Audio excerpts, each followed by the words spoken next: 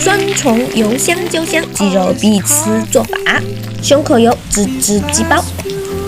准备半只新鲜长块的文昌鸡，加调料调味，抓匀腌制半小时。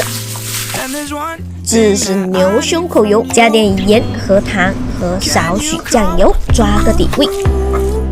鸡肉先下锅煎一煎，煎至表面微微焦，盛出备用。关上砂锅，放入牛胸口油，煸炒出油，再爆香葱姜蒜，铺上鸡肉，淋点酱汁，盖滋滋3分钟，淋多几圈米酒增香。